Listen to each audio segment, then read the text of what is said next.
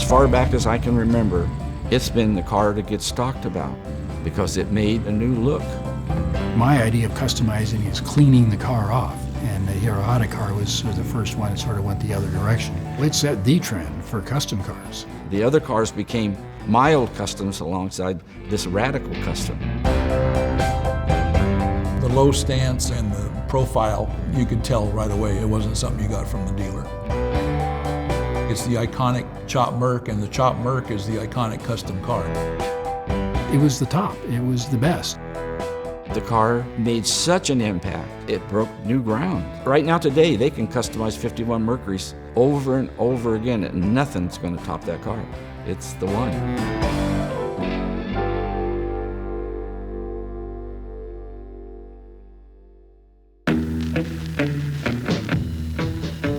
In the classic car era, wealthy people would buy a chassis and then they would have a coach builder build their body to suit them. Customizing is coach-built cars for the common man. In other words, instead of Duesenbergs, Packards, and Cadillacs, they used Fords and Mercurys. In those days, you got a car, period. There wasn't a huge host of options, so if you were going to personalize it and make it your own, you had to do it yourself or have it done. The customizers were starting with a fairly cheap car that they could afford and putting these more expensive parts on it to make it look like a much more expensive car. A lot of these guys, especially in the 50s, they couldn't afford two cars, so they'd drive these things on the street. You would just kind of like fall back and stare at the thing. And it would make this impression, you know, that you couldn't forget. You'd have to tell everybody about what you saw. It's definitely a purely American art form, and it was just a chance to express yourself. Those things, as you look back on them, they get labeled later on, but at the time you're doing it, you're just doing it. It's the healthiest thing you can do is to get your personality out there in your car and let people see how you're thinking. You know, this is who I am right here. It comes from the heart, you know. You could turn what was already built into more of an art piece by the shine, the finish. The better the detail, the better the job, the more people noticed it. You could go to a junkyard in those days, go to any car you want, take whatever parts you wanted and pay it, go home, and figure out how to get it into your car.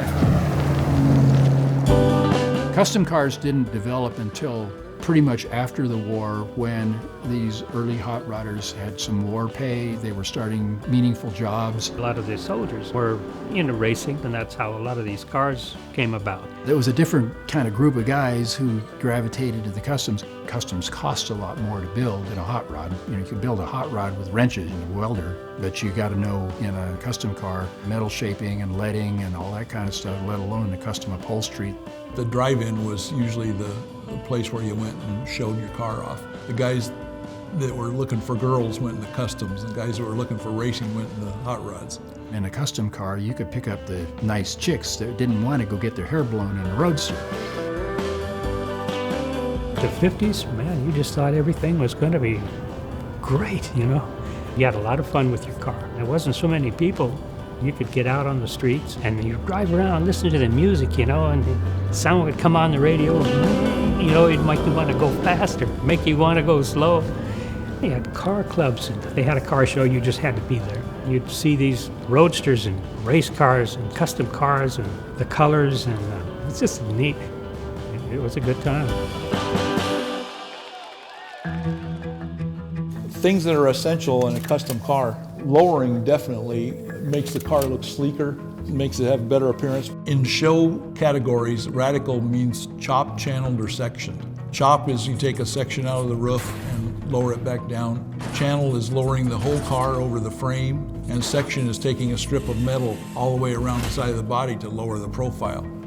Chop Mercs became the iconic custom car. The lines of the 49 to 51 Mercury just lent themselves to that procedure and gave a more pleasing profile than they had stock. Everybody knew that Barris's shop was the best. Anything that came out of that shop was really, really something really neat to have. My brother and I coming here to LA, in the decade where we really had to pioneer everything and get it started was from 1940 to 1950. There was nobody doing it. That means chopping the tops, sectioning the body over channel, full fadeaways, pancake hoods, all these little things that had to start somewhere from somebody that wanted to do it, and that was myself. We had a lot of fun doing it. George was full of ideas. He was a great promoter. His brother Sam was a craftsman behind the scenes. He's the one that did the tough metal work. Now, make no mistake, George could do lead work, he could do welding and everything else. But Sam did the heavy lifting, so to speak. Sam and George were pretty dirt floor scraping the barrel when they started. It took them a while to build up this clientele to have customers like Hirohata. But after the war, guys were making money, and so George was ready to reel in those customers. Barris' shop wasn't that far from our house. At that time, we'd stop and try to look in there, and there was always something customized in there. Just crazy stuff. Sam would see you and he'd chase you, yell at you, and he'd always wear these goggles up here, and we'd all take off. And then he'd go around the alley on the other side and look in on that side. There was a good crew then. Frank Sanzoni was a Linwood policeman who worked there at night and on weekends. Junior Conway had worked at Barris's since about 1955. At 16 years old, I bought this 50 Ford, and I bought a pair of 51 Mercury skirts, and they were too tall. So I cut the top of the skirts off, hemmed the edge over, did all the setup work, and then my friend took me down to Barris's, and Sam welded it for me, charged me $2. He wanted to know who did this work, and I said, I did it. And he said, how'd you do it? And I said, it was a hacksaw and a pair of pliers. He kind of laughed at that, And they said, you want a job working after school? I said, sure. So that skirt laid the pattern for my life. His name's Herschel Conway, but George couldn't remember people's names, let alone Herschel. He was the youngest one in the shop, so he became junior, and he's junior to this day. He's been called the best car painter in the world and has done everything from Pebble Beach Duesenbergs down to Chop Mercs. George would come up with this idea and that idea, and halfway into that idea, if it wasn't working well, they changed it. You just went along with it because he was the head guy. He was the man. He wanted his customs to be as modern as the new cars, but better. The customizers weren't following Detroit. Detroit was following the customizers. He built these cars. The first thing they did is they went to the car show to try to win a trophy when it was all fresh and clean. You talk about competitive. Barris even made his own trophies and lined them up in front of his cars. If you saw the facilities they had, the tools they had, you would say, how did they do this? And yet these pieces came out just as well if you had a precision machine building it. The handwork was there, the thought was there, and the talent was there. And it was just a matter of putting it all together.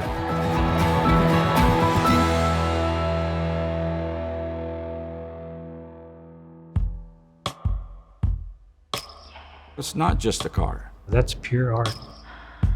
If you looked at it on the street, it wasn't somebody else's car. There was no doubt it was his car.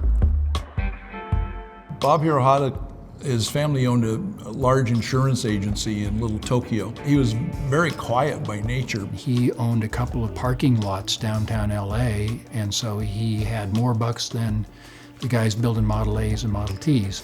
He liked the customs that were coming out of the Barris shop. So he got this one when it was nearly new and took it to Barris and said, I want a full custom. I want everything you can do to it.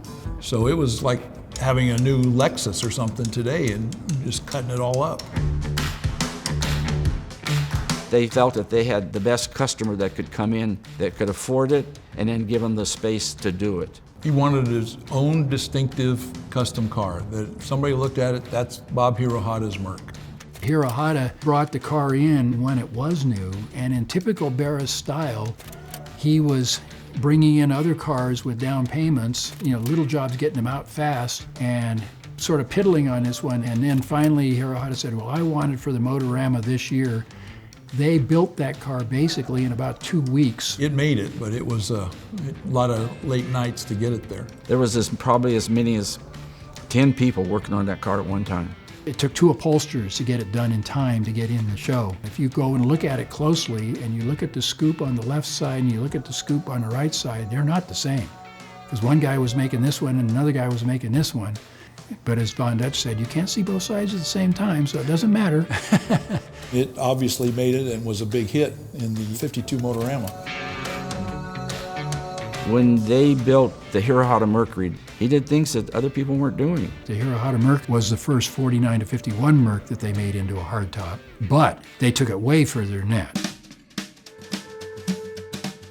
The Mercury had this fender line that had a little bump in the door and it went back. Well, he took that bump out so that the line goes from the headlight all the way back, even around the fender to the taillight. And that took a ton of work, and only a few people would notice it. But even subliminally, you would know that this car went off to some point in the infinite distance out there. It was integrated. It was harmonious. They took off all the extraneous emblems, including the door handles.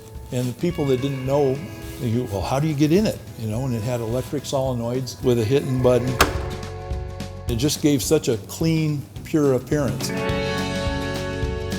He put this very distinctive curved chrome line between the back window and the door window. George came up with this concept. They made the window frames from channel. That's certainly a distinctive part of this car. The roof line is chopped more in the back than in the front, which gives that really nice tapered look to it.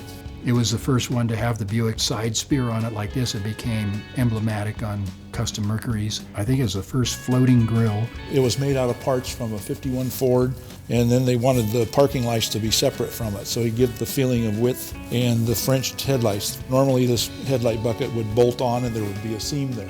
Scoops especially, that became a real fad. These teeth are 49 Chevy. They were nearly new. You go to the auto parts store and buy them. The hubcaps on this are Cadillac. The 52 Lincoln taillights. He's taking parts off of brand new cars. He didn't go to the junkyard because they weren't in the junkyards yet. He had to go to the dealer and buy the parts. It has casters in the back, iron wheels, so that when it goes up a bump, it doesn't drag the bumper. The Appleton spotlights. In those days, the Appleton spotlight was a symbol of custom cars, and they were always like this in the down position. The dashboard with the original Von Dutch pinstriping. He was using his fine lines on there, and it's dated 1955, and then he signed it on Dutch. To get something like that with his signature and all that on it is really rare. On the inside of this car, you'll notice the dash knobs. They were plastic that Bob made himself. They were hugely popular in the 50s. A company called Cal Custom made them in every color you can think of. I think he may have sold the rights to them to Cal Custom, but I'm sure it wasn't for much, probably $100 or something. Emotionally, it does something to most people because the look of that car made you feel happy. It made you feel good. It enlightened your mind and your vision.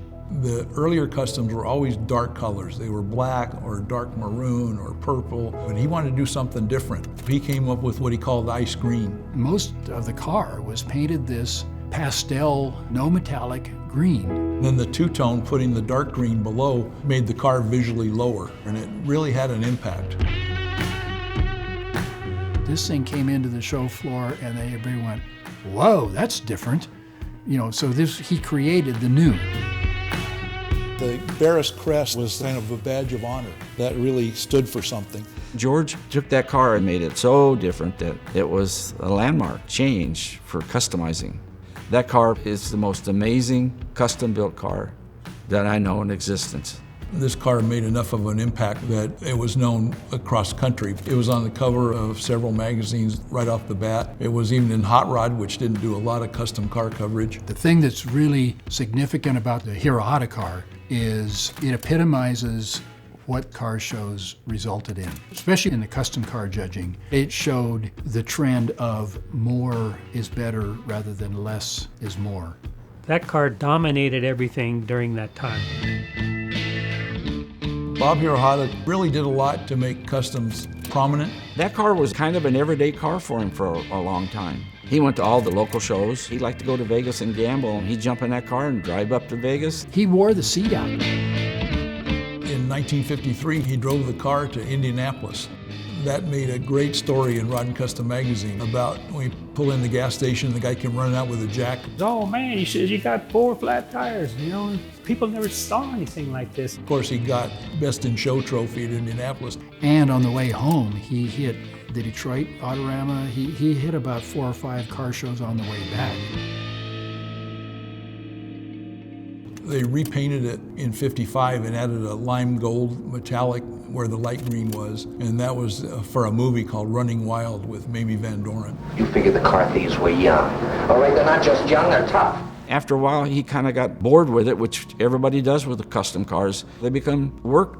After the movie, he sold it to a fella in Highland Park. This guy drove it a lot, and it got sideswiped, pretty heavily damaged on the left side. He went to Sam Gates, who was another early customizer, to have it repaired. It went to other owners, and then a guy named Doug Kinney, he owned the car for a while. Dirty Doug traded in to buy a '59 Cadillac. The muscle car era came about, and people just forgot about custom cars. They weren't in the shows, they weren't on the streets. I saw the Hirohata Mercury sitting on the lot, and I drove on by, and I thought, well, that's the end of that era.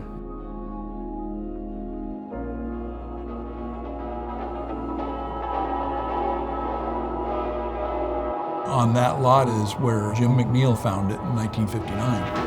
Well, she's mine. Yeah, she's mine. Well, I love that little girl. She's so fine. Have you ever seen Miss Lindy? She's like... My brother and I, we saw this car coming towards us, and it just drove right by, and we both turned our heads like that, and he goes, that's the Hirohata Mercury. And then he told me how famous that car was. He says, you've got to have that car. I can still hear him saying that. Customs were absolutely worthless at this time. This Merc was nothing. We talked to the guy, and he said, I want $750 for it. But my brother called Dirty Doug. Doug says, well, in reality, there's a lot of problems with it. So we told him we'd give him $500 for it. And, I went everywhere to try to get the money, and then this girl I was going with at the time, her dad had some money, so he gave me $500, and then we bought the car. Luckily it was still there. That was probably the best thing could ever happen to that car, because he's the savior. He's the one person that deserves all the credit for that car being here today. It ran kind of rough, and a lot of things didn't work on the car. The wiring was frayed everywhere. You could see just coming apart on it. We started working on it, washed it and polished it and getting it running better. He drove this thing to high school. Jim's friends, they didn't know what this thing was. The car was from an era that was bygone, so it was sort of a dinosaur to them. He bought the car, smart enough to know that that was part of history, way ahead of everybody else. I didn't feel like this car was better than anybody else's, but I felt it was different. It was the only car at school that had a chopped top on it. And then having the Cadillac motor in there, I couldn't, you got a car that's a Mercury with a Cadillac motor. And back then it was like, man, this is really cool, He's just a genuine guy. I think he loved the car, and he didn't care what other people thought about it. To have a Barris car, you couldn't do better than that. I later learned how to drive it without looking at people looking at you. You just kind of pay attention, try to be cool. But at first I couldn't believe it. This thing was so neat. I just wanted to take it everywhere. The girlfriend I had when I got the car, we broke up, and then I met my wife. Sue, her grandmother, lived in the house behind Jim's, and he saw her sitting in the backyard, and so he got in his Merc and cruised around the block until she happened to be out on the front porch. I was looking over and smiling at her, but he didn't even see me. She was looking at the car. So I went up and started talking to her. And they dated and got married in that car. I married her in '64, and we had our first daughter. Then it's totally different. Everything you do is for the family. And so it just ended up in the garage, covered up. I was just going to wait until a better time, And I didn't know when, but I knew it wouldn't be soon. Jim just had it tucked away in this little nondescript neighborhood. He didn't change a thing on it from when he got it. He stayed at the same job. He had the same wife. From the time he moved to that house, that car didn't move. Someone else would have hot rodded it and drove it and beat it up, and it never would have been preserved enough to stay in that shape. He and his wife, Sue, they have so much history in the car that he just couldn't bring himself to get rid of it, and she certainly didn't want him to get rid of it. I went and visited him a few times because I had people potentially wanting to buy the car, but he never did. He never wanted to sell. I respect him for that. One guy came in with literally a bag full of money, and Jim said, get the hell out of here. He was offered $1 million for that car when nobody had ever dreamed of anything like that. I'm just a little different. I like to keep old neat stuff. I never get tired of looking at this car. Everything just seems to fit. What makes one of these cars valuable to a lot of people is the provenance. You can say, this is that car because there it is on the magazine cover, there it is in that story. So it was one that people were looking for. There's so many stories about it. Well, I saw the Hirohata Merc the other day. It was in Philadelphia, and it was painted purple. They knew the car was still somewhere, but they didn't really know where. And I was okay with that because I just wasn't ready. Our family was still little. At that time, there was some criticism of Jim because people knew that it was around. Well, what's it going to do? It's going to rot in that garage and it'll never see the light of day. And, you know, nobody cared about it when he bought it for $500. And now an awful lot of people care about it. Jim knew that I had a certain love for the car. Greg called and he said he wanted to come out and see the car if he could see it. And I told him, okay. And I opened the garage door like that and he just froze. He stood there for so long, and my wife went and got him a chair, and he just sat outside the garage for, seemed like an hour, just thinking that I finally saw this car. Our garage was always full of hot rods and stuff. My dad had a really fast car, and we were always in the garage, especially my older brother and I. We'd be out there in our pajama bottoms and bare feet looking for the tools. We learned everything there was to know about a car, you know. Jim can do anything. He does everything right. It was just a matter of getting to it. The trouble was, he's the kind of perfectionist that he tries to do it too well and therefore can't finish it. The way that I got involved was, number one, bringing back Rod and Custom magazine. It had been gone for 17 years. If I could get the Hirohata Merc as a project car, it would bring more readers. Another thing you have to understand is there was a period in there where the idea of restoring a rod or a custom was just unheard of because every rod or custom had to keep being updated. You know, you would never think of restoring it back to the way it was in the 50s. I started kind of saying, you know, these old cars are neat the way they were. Let's make it look as good as it did when it was on the cover of Hot Rod magazine or Rod and Custom or whatever.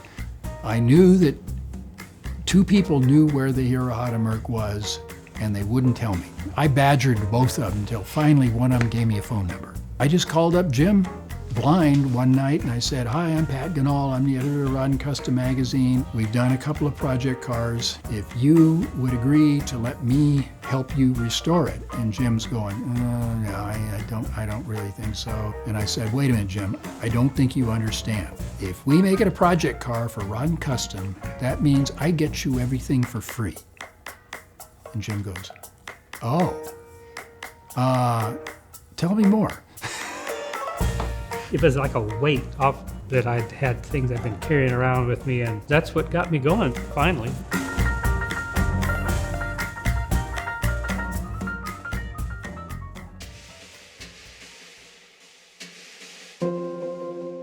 Right here in this garage, we did the whole car. I would go down, and Jim's son was still there at the time. He was like 16, and so the two of them would do the work, and I'd take the pictures and run stories on. I mean, the day we opened the door, you know, I got a picture. It was just one photo, and that had so much impact to the custom followers. I never thought I'd see the Hirohata Merc again, let alone be able to cover it and have it in my magazine and make it my project car. I spent a lot of time down at Jim's, and he did everything himself, other than like I got a guy to rebuild the trans. Jim rebuilt the engine himself. I had pistons made to fit the cylinders, and Eskandarian gave me the last camshaft he had for it.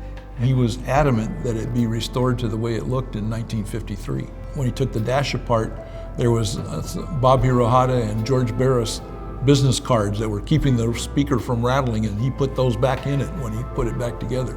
This car was pure history, you know, and it made a mark at that particular time. I wanted that to stay that way because you have to see where you used to be before you can see where you are now. You know, that was my whole idea of doing everything myself. Everything was done except for the paint and upholstery. It had to get painted in time to go to this big show up in Oakland. Something about the prestige of this show at the Oakland Museum of Art really spoke to him, and he decided maybe now was the time. You know, it was getting close. So I was frantically trying to get the thing ready for paint. Stripping the car, it was 110 degrees in that garage, and we were using this aircraft stripper, which is noxious stuff.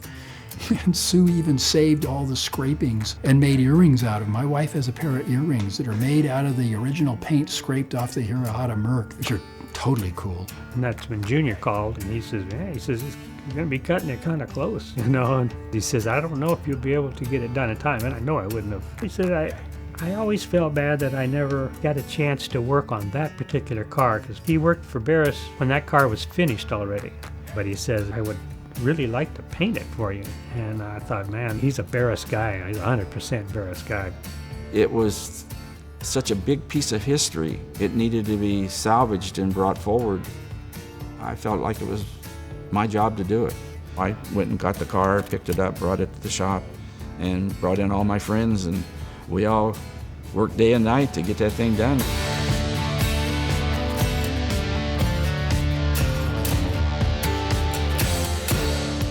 They were able to match the color by spectrograph and to ensure that it was exactly the way it was in 1953. Junior wanted to paint it in actual lacquer paint, nitrocellulose lacquer like they had in the older, which you can't get anymore. So I called the PPG headquarters in Detroit and talked to the head of PPG who knew the Hirohata Merc. By this time, I took the car with me to the Rodder's Journal, and I said, these are the colors it's got to be. And so the guy says, well, I'd really like to get a subscription to that Rodder's Journal. And I said, no problem. So we got all the paint made by PPG specifically for that one paint job. And I was there when the cans arrived, and Junior opened it up, and Junior goes, ah, the real thing. Everybody's so acclimated to buying a piece of equipment that's going to do half the work for you. And my method isn't that way.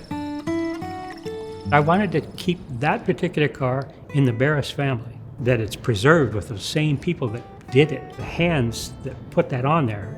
This is one of the original exhaust tips off of Bob Hirohata's Mercury. Frank Sensogny did it. He built a new one that went on the car. When he retired, he left his toolbox at Junior's shop. So Frank came and he got his old hammers and wrenches. I was holding it there, and he's tapping on it. The same guy with the same tools 60-some years later. The tears in my eyes. It's good. It was pretty cool. I would say it was a notch better than this one. We raised the bar.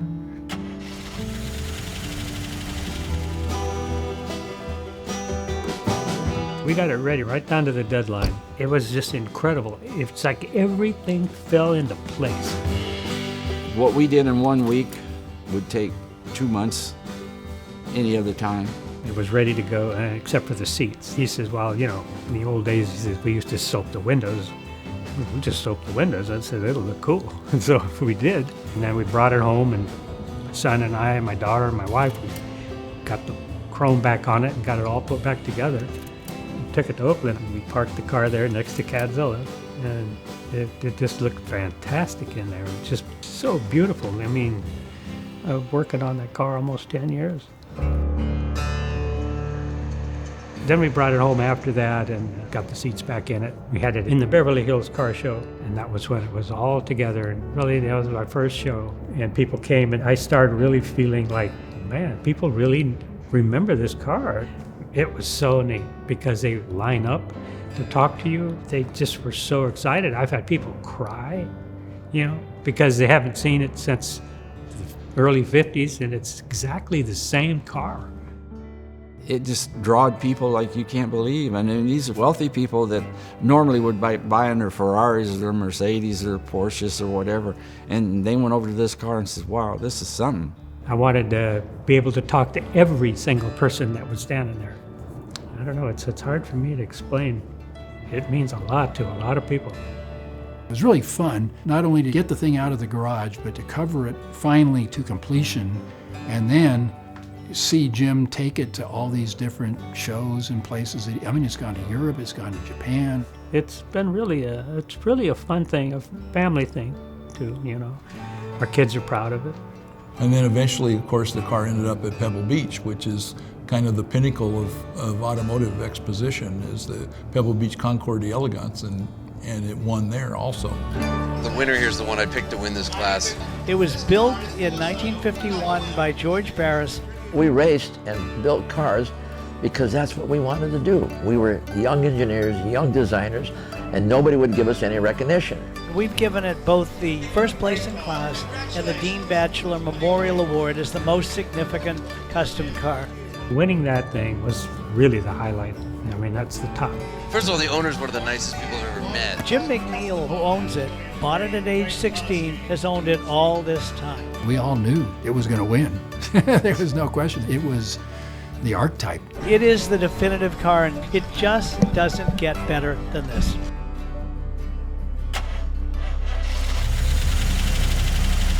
I don't think anything will ever be on the level of this.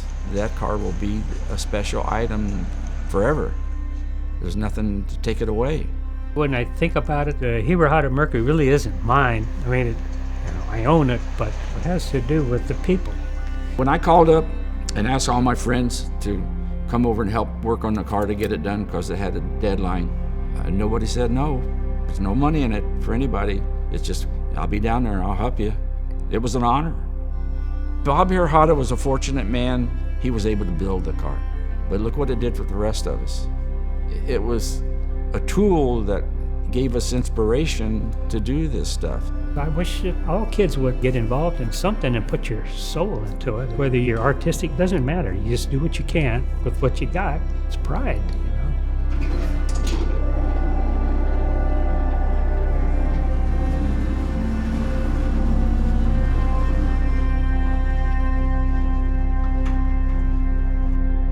To be part of a project like the Hirohata Mercury,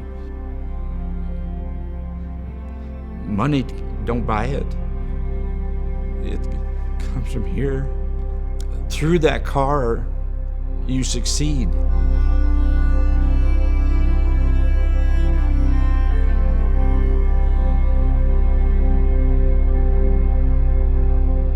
I don't think that anybody will ever have the feeling that Jim McNeil has for the car.